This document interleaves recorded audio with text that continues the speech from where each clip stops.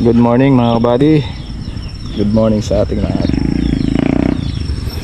Eto, may farm visit po kami, pero dito lang to mga kabady, malapit sa amin. Ayun, overlooking pa si Mount Arayat dito. Kitang kita.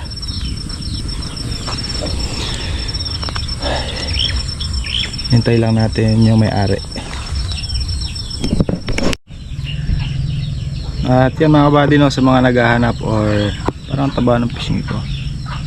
Sa mga naghahanap or nagtatanong kung nasa na si Harvey po mga kabady ay nasa Taguig. At syempre may pamilya na si Harvey, may anak na. Doon na po siya nagtatrabaho mga kabady. At sa mga concern naman po, huwag po kayong mag-alala. At okay naman po kami ni Harvey at wala naman po kami naging problema. So sadyang ganun lang talaga, syempre.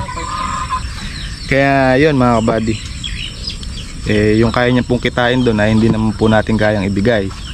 Kaya ang balita nga sana makapag abroad si Harvey nang sa ganon makapag-ipon-ipon din at makapagpundar syempre. Dahil sa hirap ng buhay natin ngayon mga kabady, kailangan talaga maging practical tayo, tsaka kailangan natin ng magandang income para sa pamilya natin. Alam ko naman yung iba nagtatanong lang dahil alam nila na hindi nga nila nakikita si Harvey. Hindi ko alam kung concerned ba sila kung paano.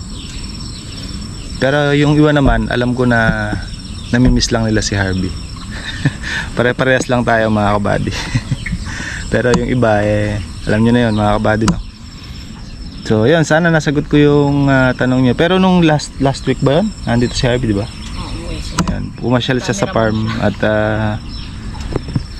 kumuha ng gulay para kay Dada. Oo.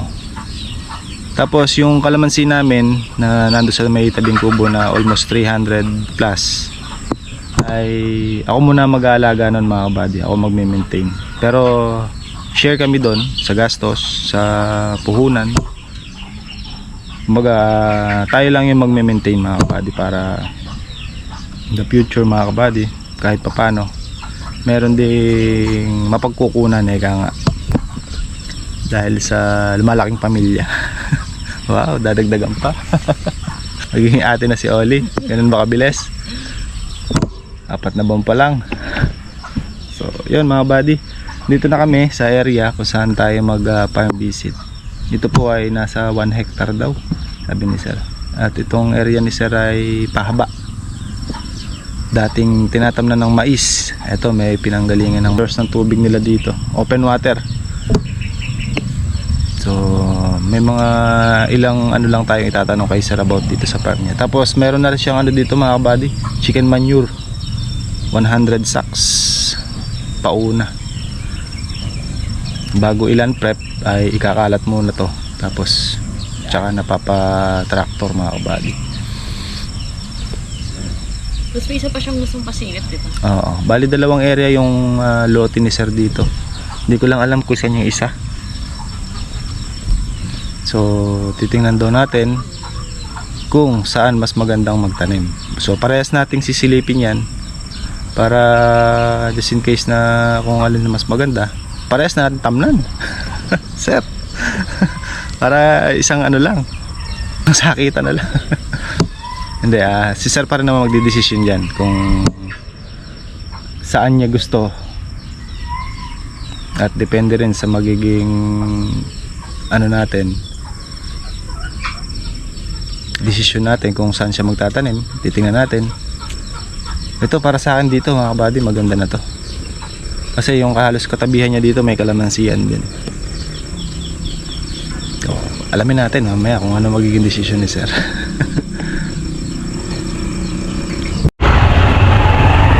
Okay mga kabady, ayan po sila sir at sila ma'am. Ang pagkasunduan ay dito muna tatanim mga kabady sa 2,500 square meter. Yung nasa 1 hektarya nila by ano na daw yun, by Tagaraw na tatamnan. Kumbaga testingin muna ni sir dito. So, okay. At papahin na lang tayo kung kailan ang order order nila ng pula para sa ganun ay. Opo. So, update ko na lang kayo sa mga susunod nating vlog mga kabady. So, ano po yung magiging decision ni sir. So, isasabay na ngayong week yung kanyang deliver ng pula. Ito muna tayo ng or punta na tayo sa sa farm. Ay, yelo pala, dali. Sa yelo. Nakakuha na yung mga biik natin, mga kabady. Naibinta na ba? Okay mga buddy, pinuntahan lang natin si sir sandali at nagaya siyang magmerienda. So pagli tayo sa farm kanina, kinuha na yung mga biik natin, nabili na. At confirm na, tuloy na si sir at bubuk lang natin yung kanyang seedlings. Magtatanim muna siya mga kabady dito sa may maliit niyang area na kung saan may sukat na 2,500 square meter. At possible kung makausap natin si Boss Ruel ngayon, papaland prep natin sa kanya bukas kung available si Boss Ruel. Tapos possible ang deliver nung seedlings niya mga kabady ay by Saturday, kasi may deliver kami Saturday sa Tarlac tsaka dito sa atin. Bali 300 sa Tarlac, then 100 dito sa atin. Tapos kung sakali yung kay sir, mga 200 piraso. Okay, kasi may mangga pa yung pagitan ng kanyang area. At sasabayan na rin ni sir ng intercrop. Dito lang yung kay sir mga kabady dyan, no? May kawayan na yun, no? Lapit lang yung area niya.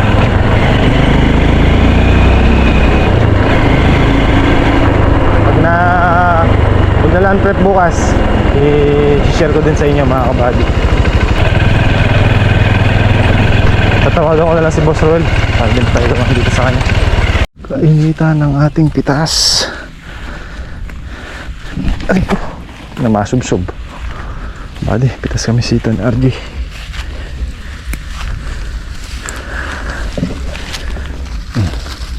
Kahit pa paano meron pa. Hinto ang presyo ng sitaw ngayon. Yung faktura natin 120.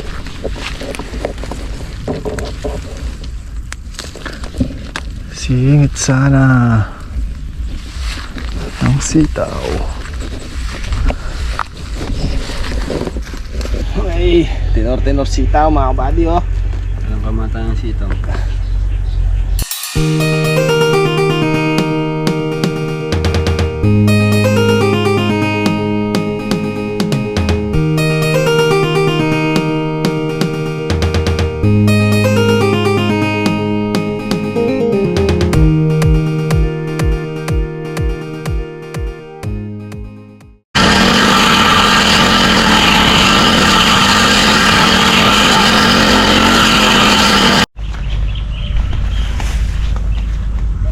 Diyan na tayong truck. Liba ng buhangin. Hey.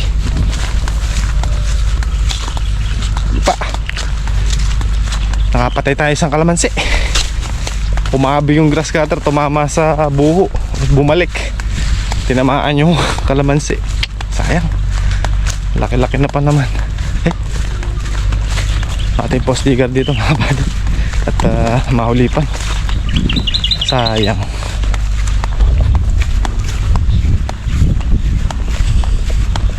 Bumalik eh. Wala kabady, ganun talaga. Sali talaga yun. Pero sabi ko pa naman eh, mahahati ko na yung kalamansi. Perfect ka ako, wala pa. Wala ako tinamaan. Dalawang tudling na tayo. May grass cutter. Ay, nakakapanghina pagka nakatama ka ng kalamansi. Panlambot. Pakita ko sa inyo mamaya mga kabady. Ano natin po sticker para mahukay natin yung okay sana kung naproning na, kaso napuruhan. Pakita ko sa inyo. Pero yun, magkakasanga pa yan. Hindi naman naputol doon sa dugtungan. Hindi na ngayon buhangin. Meron tayong buhangin na black sand mga kabady. Pang flooring tsaka pang slab.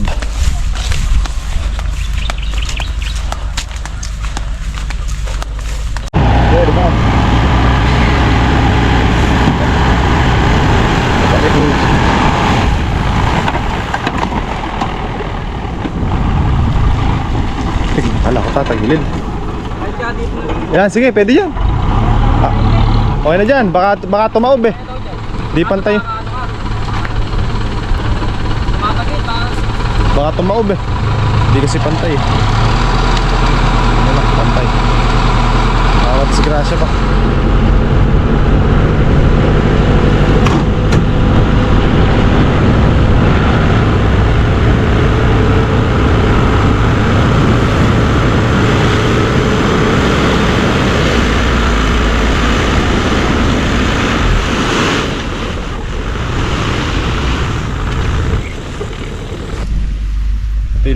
Tinamahan natin mga kabady. Sayang, ganda na oh. Ito ipapalit natin ngayon. Alam mga kabady, di sinasadya. Ganitong pagkakataon talaga eh, kuminsan kasali yung madidisgrasya talaga. Sumabit eh. Tumama dito mga kabady, tapos kumabig dito. Pero may natira pa siya.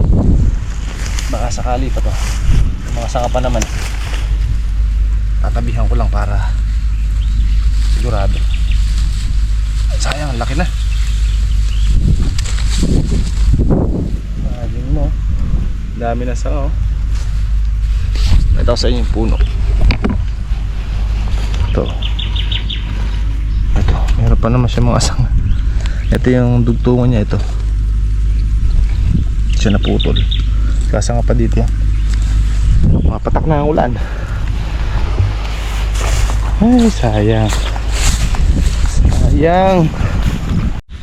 Ano mga ulan. Tuloy ko muna itong mga kahoy dito mga kabady. Ano si Rainy.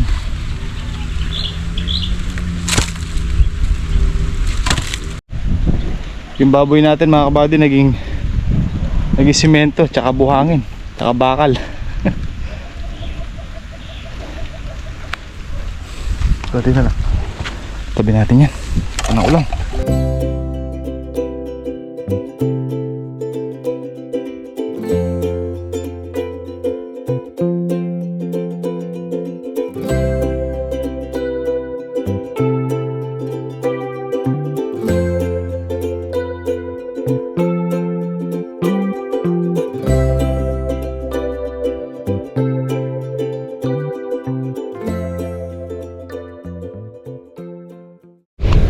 You know, B, malinis na yung kalamansi natin, B.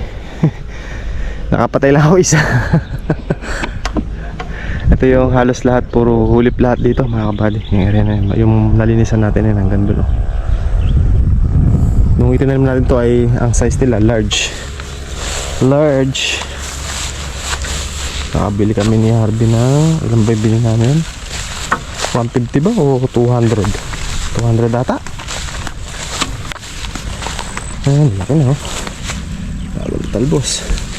Nahati na natin yung ating pinagrass cutter. Doon na tayo magmula sa kulungan ng baboy. Papunta naman doon. Ambi, malinis na. Ay, inibasan. Ayan oh.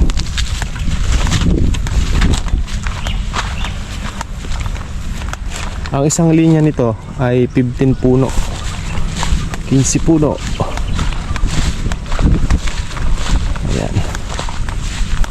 Malinis na dito.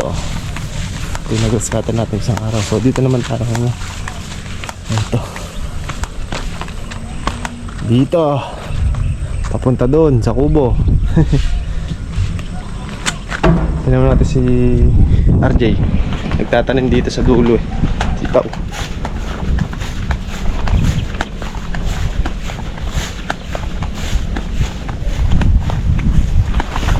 Ngayon lang natin nalinis ulit tayo makakilos na nakaraan. Ito nyo naman, panay ang ulan. Pero dapat kung na-spray yan, hindi na tayo makapag-spray pala ng ulan. Ayun lang yun. Malinis naman na. Lahati na lang. Bukas subukan natin lumusong ng maaga para makarami tayo. Kailangan mo natin linisin yan bago tayo mag-umpisang gumawa doon sa ating bahay kubo. Para sarado ang trabaho. Tapos maghahantay na lang tayo ng pitasan. Halos pwede na to mga kabady oh. Halos paobrahin na yung mga bunga. Ang size po ay naglalaro sa 2-3. Mga 2 na to. Uno. Ito mga uno. Pangkuha na to. Pero mag-aantay pa tayo ng kahit mga 1 linggo pa. Ano? Pangkuha na yung mga yan mga kabady. 1 linggo pa. Pwede na yan. Para makahabol yung mga alanganin. Para makalaki-laki pa ng konti. Ang pinangangambahan ko lang nito ay baka bomba ang presyo. Kaya hanggat mataas-taas pa sana baka tiyempo pa, makahabol pa.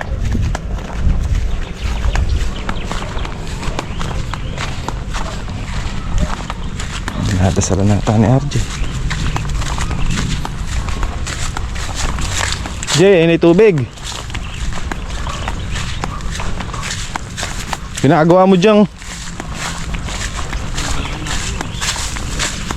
Paalala mo bukas, sprayan na natin ng pandamo to.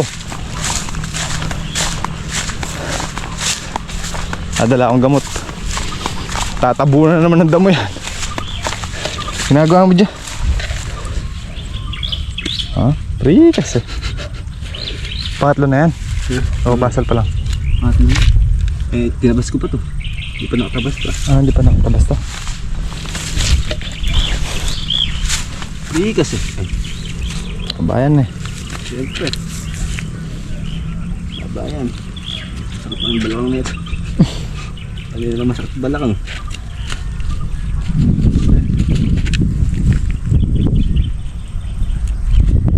May dasal pa yan. Nabisita mo yung upo? Siyempre. Kamusta? Tatabayan na? Pwede na. Mga bilang araw pa. Ilang araw pa. Bilig lang naman yun. Sakto na yan. Hindi ba kasi bagya pa lang nakaan eh. Nakalabas. 2 araw pa.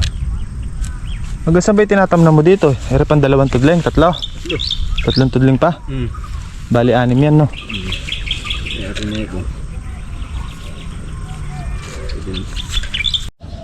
Yay! Kaya tayo! Pahinga na. Lata na. Yan. Nakabutas na tayo dito mga buddy. Santudling. Balikan na. Ito na lang. Papunta doon. Meron pa dito mga buddy. Iniwan ko muna to at bukas na lang to ng maga. May serga kasi dito. May mga alambre na kaganyan dyan. Suutan yan.